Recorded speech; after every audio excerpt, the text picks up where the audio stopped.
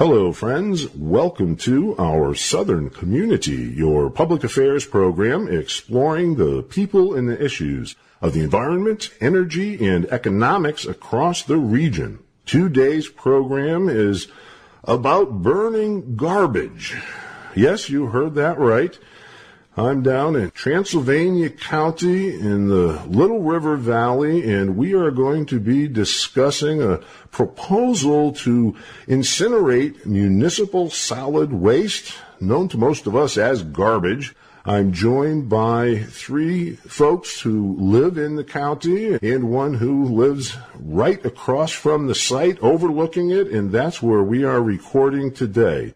First joining us is Suzzane Fox, a local resident here in Transylvania County. Thank you very much. I'm happy to be here. Next joining us is Cyndy Cathcart, a local resident and business owner here in the area. Cyndy, welcome to the program. Thank you, Ned. I appreciate being here.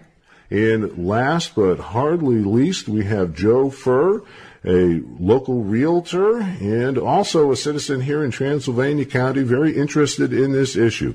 Joe, welcome to the program. Good to be with you this morning, Ned. This discussion is, in fact, really complicated, and there's a lot of emerging information being made available at a couple of websites and sources. I mentioned this in the beginning because we're going to be looking at this in a larger context.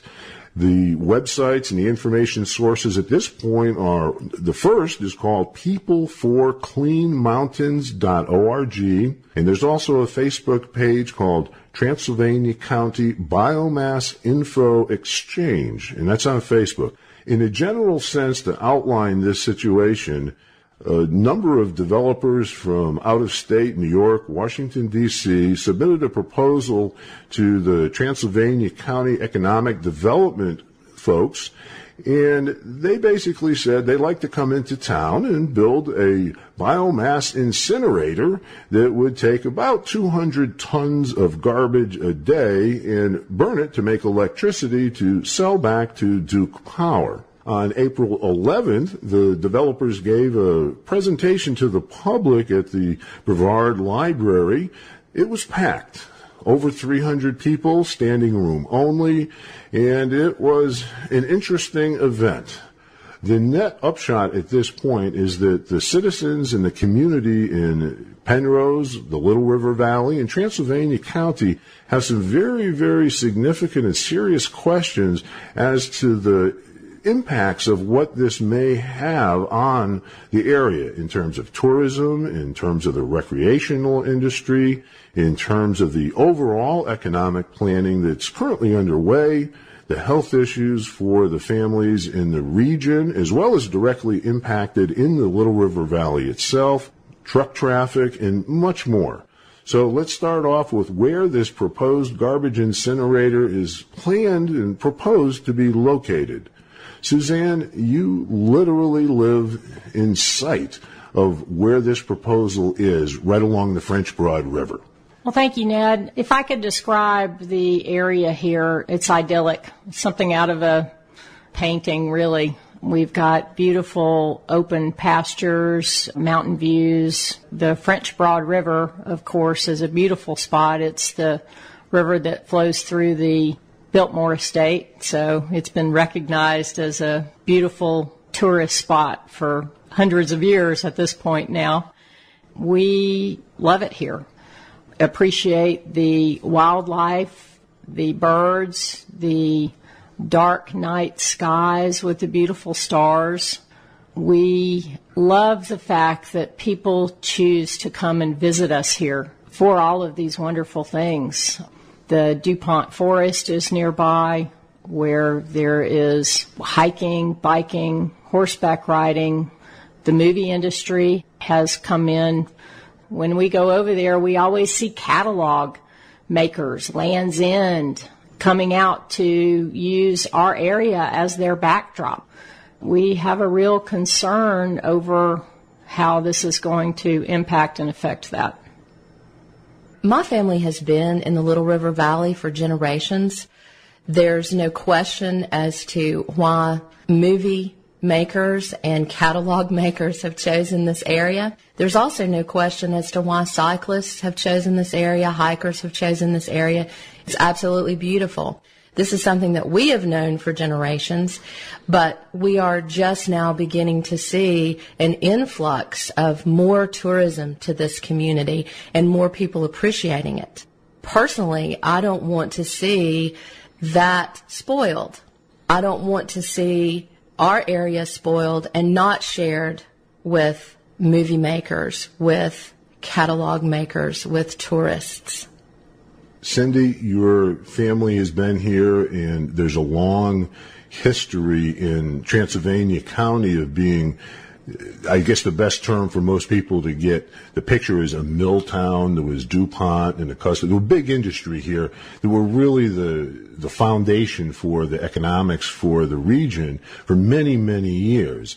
Those businesses moved, and Transylvania County has been seeking economic development. They, like everyone else, there's nothing different there, but there really seems to be a consensus in the community from the citizens that it's not a mill town anymore. We have resources with recreation, with tourism, with clean industries. There's been really some very creative suggestions for other industries to create good-paying jobs.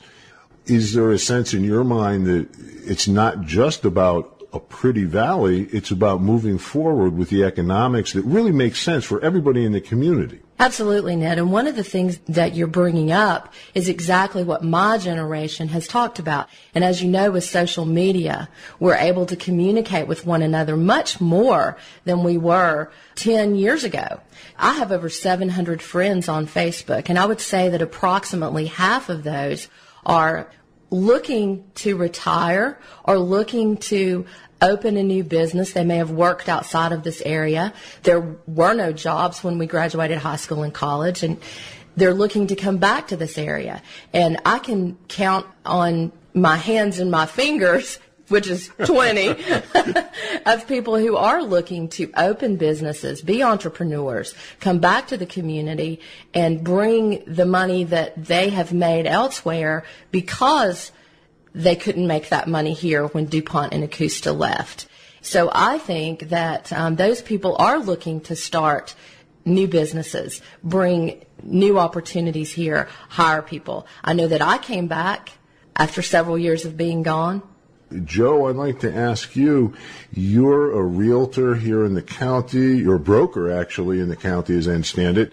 You've been a resident for a while, and the impact of just the proposal to put in a garbage burning incinerator is having an economic impact. That's the way I understand it right now. Ned, I moved my family here in 2005. We fell in love with the beauty of the area many, many years ago. Tourists as visitors to the area, and we'd always dreamt about having the opportunity to permanently reside here, and that opportunity came to us.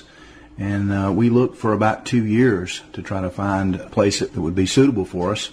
We found no place that could even compare with the beauty, just the views and the mountain views, the valley views and the rivers, and just the splendor of the Little River Valley here. However, on March 25th, I picked up the local paper, and like almost everybody that I've spoken with, we found out about this proposed plant coming in, and the way it was written in the paper, initially it seemed like it might be an okay thing, a little economic development, which everybody I know is hungry for economic development. We're hungry for good-paying jobs, job creation. And so I read the article, and I had some time the next few days, and I actually got on the internet and started researching biomass, which is the way it's being presented. I found out that there was another side to that story. But Ned, to the question of the impact of a proposed plant, this could have a significant effect. It's way too early to tell, but we are in a market where buyers are pretty squeamish still. That's a national trend as well as here. But as realtors, we sign a code of ethics with the National Board of Realtors, and we are required, and our conscience, most of us would lead us, that we are to disclose to any potential buyers, considered a material fact. A material fact is defined as something like maybe a new road coming in, possibly some rezoning, possibly a change in the school situation, and certainly a so-called biomass plant that's on proposal. Potential buyers have a right to know that this could be an impact in their decision-making process. And, as long as this thing is out here in the proposal stage, and if it does come to pass, it's definitely likely to have a negative impact on not only existing values, but on sales and the appeal of the area to potential buyers who are moving here to enjoy the beauty of the area. And a garbage processing plant certainly will not enhance the appeal to the area. So it's going to affect our pocketbooks. It's going to affect the appeal to the area, and our economy, as we all know, is very dependent upon people coming here and enjoying the beauty with camping and trout fishing. We have some of the best trout fishing here in our streams on the East Coast. So that's very, very important. It's going to be impacted by the emissions, water, air, that are certainly going to be a part of this plan if it does come to pass. Cyndy, the location for this proposed incinerator is the current location for the Transylvania County Airport. It's been there for a while, and one of the aspects of it that is now really being appreciated, I think, by a lot of the citizens in the county is that it's not just an airport. It's been a cog in the economic wheels of the county, bringing in folks for the camps, bringing in business people, recreation, visitors, and so on. Yes, Ned, it has been here since 1999, and it has brought a lot of people into the community to camp, to come to the summer camps, to come to DuPont State Forest, to fish. Fly fishing is a big thing here. And as you know, there are a lot of people who flies are even tying a fly is something that's awesome. They will show you all their flies. They'll fly in to do some fly fishing. Do some fly fishing, absolutely. And golfing, we have numerous golf courses here. When I say that, I mean Etowah, Sherwood Forest. But to speak to the economic side of it, if we want to improve the economy of our community, I think one of the things we need to be looking at is not just that we create jobs, but that we create high-paying jobs or medium-paying jobs and jobs that create good quality of life. And if I understand it correctly from the presentation on April 11th, we're talking about garbage sorting. And I don't know about anyone else, but I do know this. I don't want to sort garbage. And I don't think that that is what you would call a good job for someone in this community. I think a good job are the things that we have talked about. We've talked about tourism. We've talked about even retail. Think about people buying T-shirts, people buying a soda next door to the garbage plant. Is that really what we want? For example, Oscar Blues is a local brewery that came in. They're doing a lot of things with the biking community, also with the motorcycle community. I think that's one thing that we haven't talked about as far as economic development goes. This is a big tourist area for people who ride motorcycles. My husband and I ride a motorcycle, and we know a lot of people who come from the coast of North Carolina to ride their motorcycle here, want us to take them on a tour. I don't want to be riding my motorcycle behind a garbage truck. That's not what I want for our community. And I think that we can find ways of improving our economy and have good jobs for people, good, clean jobs for people where they can be proud to say that I live in Transylvania County and I work here, just like they used to be proud of working in this area. I think that being a garbage sorter is not something that is positive to anyone's health or anyone's personal well-being. I personally have a lot of friends who work in the services industry as landscapers, builders, architects, and I've had many of them tell me that recently they've been busier than they have been in 3 years. There's a real resurgence going on in this area. The Brevard is developing an art district down in the old lumber yard. People are coming in and beginning to build again. The downtown area is experiencing renovations of the older homes. And this sort of facility is going to put a damper on that. Just as Joe mentioned, people are going to pause and say, is this really what I want to come and live by? They want to come here for the quality of life, the activities, the restaurants, the fun things that they can do, not come into a place where garbage is being imported into the county from other regions for processing. Also, Ned, everybody that I'm talking with and have talked with in recent years is very pro-business, very much interested in seeing economic growth in our area, good jobs, clean industry creation in our area. Light manufacturing for clean industries would be some good additions, but we are a community that is made up largely of small entrepreneurs and small business. For example, most of our restaurants in the area, the owners actually work in the kitchens. They are hands-on. That's the culture here. We really do not have any large national franchises to speak of. So this is a community that is built on entrepreneurship, on small business. It's the heart of our economics. We certainly welcome that, and like I said, everybody that I know is pro-business, is to see our area grow economically, but we need clean businesses. We need clean industry. Hauling in 200 tons per day of garbage from outlying municipal areas and processing it, heating it, burning it, however you want to choose to describe it. It's basically being incinerated right here in our midst, and it's going to affect our air quality, our water quality, as well as the aesthetics of the area. It is not a good fit for this type of community, but we definitely are seeing some economic growth. Everybody that I know is for the continuance of that trend.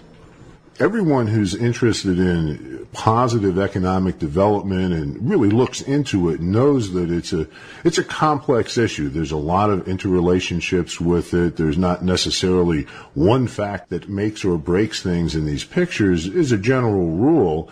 And the Transylvania County officials have very, I think, appropriately tried to rebrand the county. That's the term, rebrand it as a recreational, tourism, clean, emerging economy, which it really is.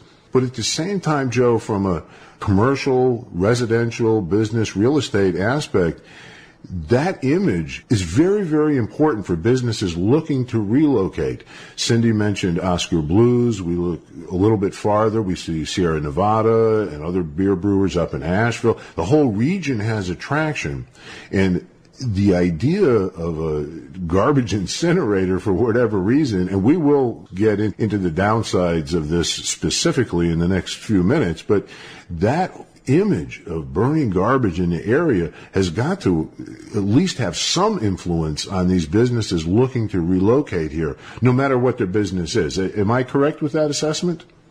Absolutely correct. It's completely contradictory to not only the image that we project to our tourism and to our business community and throughout all of our magazines, through the way we market real estate, is completely contradictory to all of those things that we use to promote our area.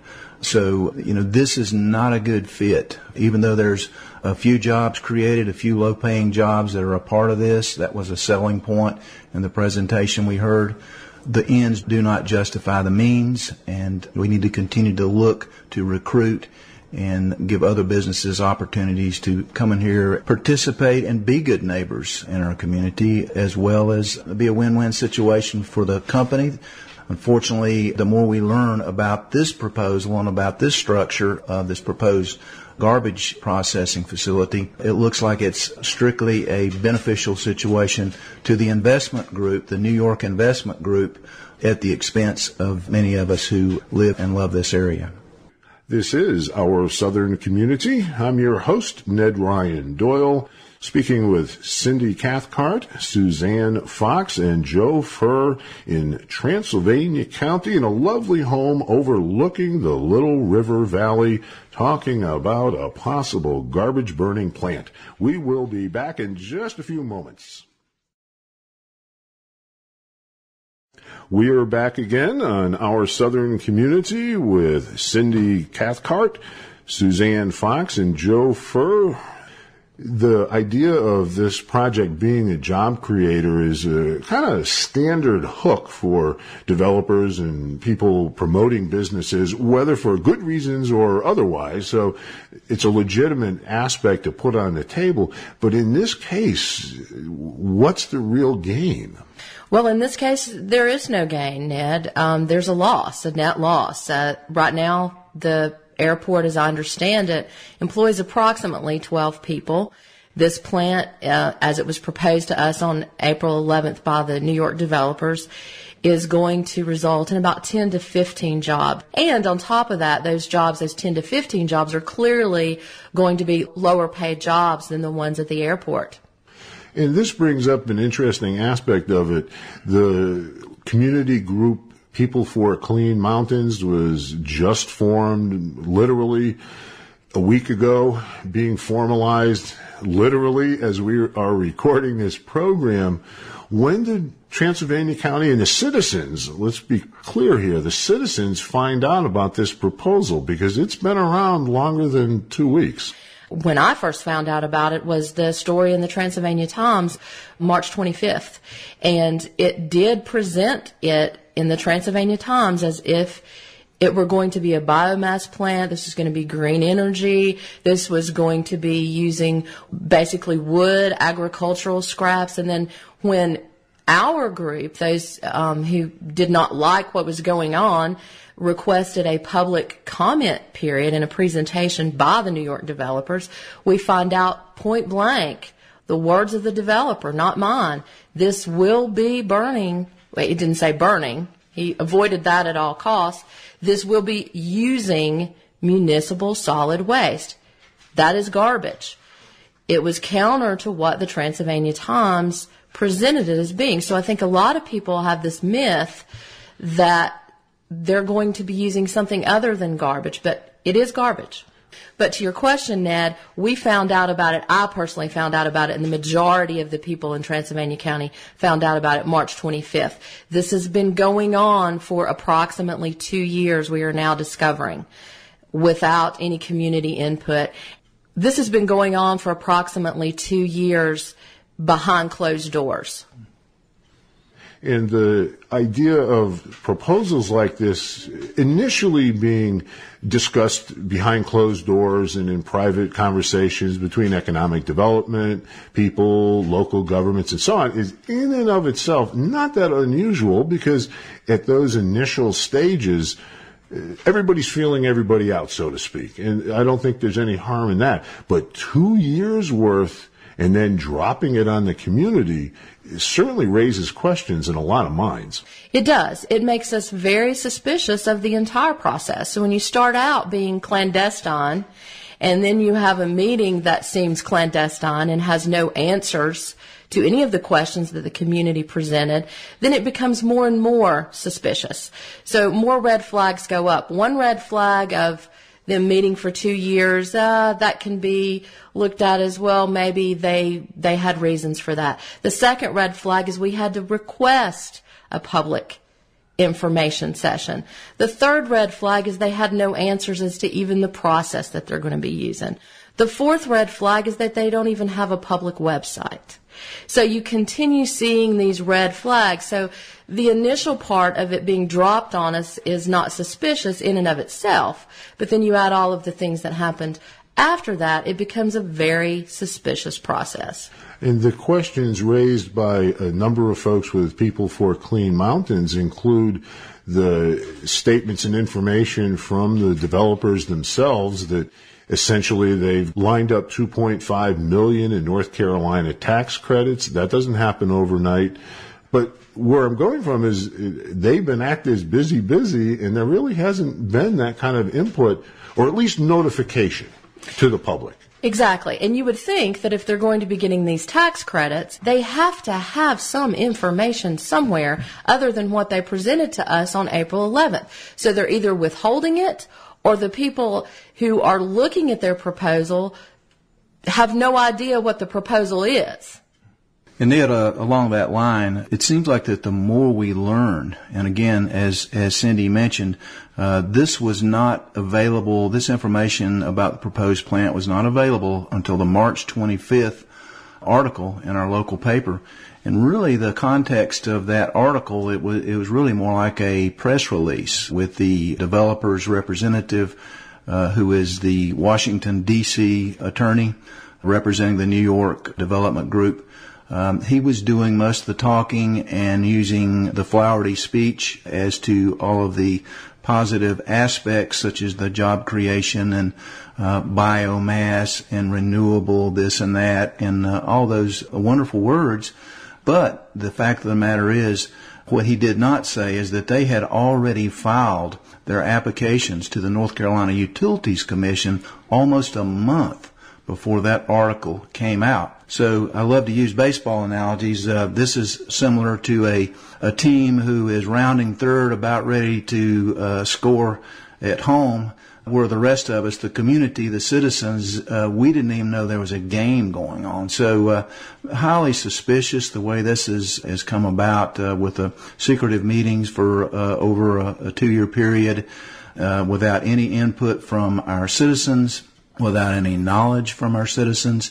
And I'm not even sure how involved our elected officials here in the county have been in learning about and being involved in this process. So we've got a lot of issues here. We need, everyone needs to learn a good bit more about this industry, about this proposal, and the impact that it will have on our economy, on our environment, on our quality of life. So we've got a long way to go through this process. Better late than never. We're pedaling real hard to learn about this industry, and the fact of the matter is, the more I learn, and the information is readily available out there, and there is no shortage of articles about issues, problems, complaints, health-related issues. It's readily available out there. It's public information, so we do not have to be completely in the dark on this. You know, there is a term called due diligence. Our county elected officials need to have an opportunity to do their due diligence, to learn about this industry and to learn about the specifics of this proposal. We citizens need to have the opportunity to do our due diligence, to learn how this is going to impact our life. It's my understanding that over 50 complaints have been registered with our with the North Carolina Utilities Commissions as of yesterday. So there's a lot of questions, and the information needs to be disclosed so that all can make quality decisions. Joe, the due diligence and the information needed is something that, in this particular case, really is remarkably available. The website peopleforcleanmountains.org and the Transylvania County Biomass Info Exchange has dozens and dozens at this stage of documents posted for the public, from the North Carolina Utilities Commission filings to articles that have been provided to the organization for public use. So there's really no shortage, as you say, of the information that's out there. It's really about sharing the information and understanding the different impacts of it. I want to drop back a little bit for the listeners here that we have touched on some overall issues, primarily economically, but biomass incinerators or garbage burners, they're all part of the same family, and the environmental and health impacts of these facilities have been documented to include significant air emissions, including dioxins, a range of toxins that are proven and documented that this is a potential problem. The degree varies with the technology, but they exist. Also, there's a significant impact in many of these installations on water quality because they need water to cool generators. They need water to run the process. And this plant is located literally on the edge of the French Broad River, which flows to Asheville, which moves through the watershed and so on. There are issues with local health impacts in terms of those emissions, particulates, asthma on children, So this is not raising red flags that we don't know about. The information is out there. With that overview in mind, I certainly suggest folks visit these websites and sources and do their own due diligence to realize that the situation the folks here in Transylvania County are facing is not a gut NIMBY, not in my backyard type of a thing. It's a little simpler than that. It's a nope, not on planet Earth. Well, Ned, I would like to make a couple of observations about things. I believe Cyndy and Joe found out about the project a little before I did. I actually found out about it on Monday night, the Monday night prior to the meeting. And by Thursday's meeting, after reading up on biomass process, I was convinced that this was not something good for our community because of all of the reasons. There is so much out there that you can read. The meeting that the developers had, they were absolutely unable to describe what process they were going to use. They could not give us any information on how the equipment was going to be designed. No specifics at all. When people would ask questions, they would say, well, we haven't quite finished the engineering on that part. We heard that several times. And that to me is frightening, that the developers can move through the permit process without specifics on what's going to be happening. When the crowd that was there, over 300 people, well over 300 people, pressed the commissioners for why they wanted to allow this, they said that they really had not had time to go over everything. They weren't sure of how it was going to work, which shocked me because they've had this under their purview for well over a year. I had it under mine for about 3 days, and it was clear to me that this was not good for our community. Now, there were a few people in that room who were in favor of the plant. The majority of those, maybe 5 or 10 people, who are going to end up putting money in their pockets from it. I'm very hopeful that with the wealth of information that is out there on the internet, on this industry, I mean, you could read for an hour and learn a tremendous amount. There are an assortment of articles from citizens, from physicians groups, as to the health ramifications. So I'm hopeful that that is in our favor, that as the public can become better informed on this industry, they can at least compare that information with the information that's being presented by the New York Development Group, which basically will benefit them. Obviously, at least from our opinion, will not be beneficial to our county. I think the bottom line is nobody really knows what's been going on so far, so it's a little early to really jump to any conclusions about this. But it just seems to me, and I think a lot of other people, because I have spoken with a number of folks and people for Clean Mountain, that it's that information that needs to be shared. Exactly, Ned. And I think our county commissioners need to be able to have access to that information. They may not have access to that information. And we need to be taking the lead in asking those questions and telling them, please ask this question.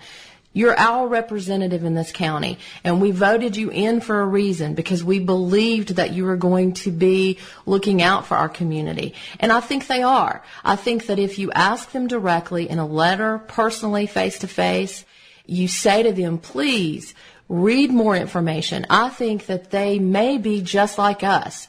They may have the same questions that we have. And so they need to have access to this information as well about the health risks in the community, about the process. So I think the county commissioners do need to do due diligence, but I'm not prepared to say that they know any more than we do about this process, because I don't think anyone knows any more than we do about this process, including the investors. Ned, I'd like to point out that, our little citizens group that we've just formed in a matter of a couple of weeks, our main focus is not only to stop this plant, which we believe is a huge detriment to our economics as well as our living environment, but we want to help promote clean economic development, job creation, all the things that we all want. We want to see our tax base expanded. We want to see people live and raise their children, raise their families, grandchildren here. It's the quality of life that we're trying to protect, not just stop this plant, which we have learned and are continuing to learn is a huge, huge issue. And there's just so much history out there that we'll not be able to plead ignorance if we allow this thing to come. Joe, that sounds suspiciously like people for Clean Mountain are advocating that a community works together. At least to me, anyhow. Well, we are just about out of time. If any of the listeners would like to get in touch with our guests here today, peopleforcleanmountains.org, I think, is the easiest and best way to get in contact with these folks. Joe Furr, local citizen and realtor, thank you very much for taking the time today. Ed, we appreciate you inviting us to be a part of your program, and we hope that this information will be helpful to the citizens in the area. Suzzane Fox, thank you for taking the time and inviting us up here to your home in the Little River Valley for our recording today. Thank you very much, Ned. I appreciate you taking the time to do this. And I just want to invite everyone in the community to check our website and read up on this issue. Also want to let folks know that there is a Transylvania Commissioners meeting on Monday, April 22nd at 7 p.m. However, our community group will be meeting at 6 p.m. at the library, the Brevard Library. We want folks to come out wearing their Carolina blue in support of People for Clean Mountains. The commissioners' meeting agenda is on the school budget, which is very important to this community. We do not want to interrupt that at all, but we do want a strong show of support from the community so that we can find out more about this. Cyndy Cathcart, again, thank you for taking the time. It's been a pleasure learning about all this myself. Thank you, Ned, and we certainly appreciate you having this show. And again, I want to reiterate that the meeting at the library, we will have information available at 6 o'clock from People for Clean Mountains. So if you get there early, we will have some written information that you can use and go back to your home and find out more about this process. Thanks again. Before we sign off for this program, it's important to repeat that this is a very complicated issue. There are a range of questions as to the technology itself. According to the developer's presentation, they are planning 4 phases. The discussion for burning municipal solid waste is only the first phase. Biomass is considered municipal solid waste. It's also considered agricultural waste, waste products from the forest, as well as virgin timber and forest lumber. What type of feedstock, the material that's being burned, has a huge impact on the toxic emissions. Basically, burning garbage is a lot more toxic than burning clean, fresh wood. Incineration itself is defined by the United States Environmental Protection Agency as incorporating a range of technologies. There are high oxygen, low oxygen incineration processes, pyrolysis, gasification, fluidized beds. Additionally, by whatever process of incineration and whatever feedstock, the idea of this being a green technology has been refuted many times.